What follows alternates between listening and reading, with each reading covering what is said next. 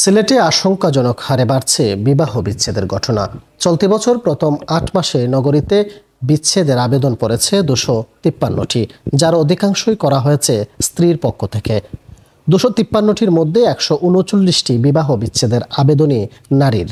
শুধু সিলেট জেলায় গত ৮ মাসে তালাক হয়েছে ২১৩৯টি, সেক্ষেত্রেও এগিয়ে নারীরাই। সংশ্লিষ্টরা বলছেন, এত বেশি বিবাহ বিচ্ছেদের নেপথ্যে রয়েছে পরকীয়ার মতো অবৈধ সম্পর্ক। ডিজিটাল যুগে সামাজিক যোগাযোগ মাধ্যমে প্রেমের সম্পর্ক গড়ে নিজেদের সিদ্ধান্তে বিয়ে করছেন তরুণ তরুণীরা। পরিবার শেষ পর্যন্ত সম্মতি দিলেও কোনো কিছুর দায়ভার নিচ্ছেন না।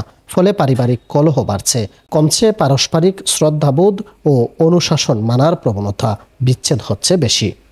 কিন্তু স্বামী স্ত্রীর ডিভোর্সে সন্তানদের জীবনে অনিশ্চয়তা নেমে আসছে, দেখা দিচ্ছে মানসিক সমস্যাও, ক্ষতিগ্রস্ত হচ্ছে তাদের ভবিষ্যৎ।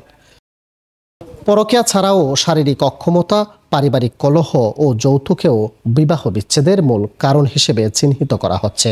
এ থেকে উত্তরণে পারিবারিক সচেতনতার বিষয়ে গুরুত্ব দেওয়ার কথা বলা হচ্ছে। জানা যায়, সিলেট সিটিতে গত ৮ মাসে বিবাহ বিচ্ছেদের জন্য মোট আবেদন জমা পড়ে ২৫৩টি।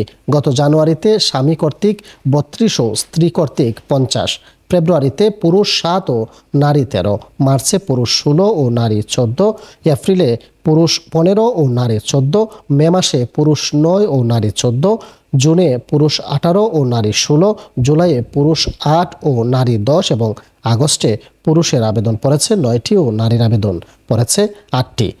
জানুয়ারি থেকে আগস্ট পর্যন্ত সিলেট সিটি কর্পোরেশনে বিবাহ বিচ্ছেদের কার্যকর হয়েছে ৫২টি। জেলা বিবাহ রেজিস্ট্রার অফিস সূত্রে জানা যায়, ২০২৩ সালের ১ জুলাই থেকে ২০২৪ সালের ৩০ জুন পর্যন্ত মোট বিবাহ নিবন্ধনের সংখ্যা ২০,৯২৩টি। বিপরীতে তালাকের সংখ্যা ২,১৩৯টি।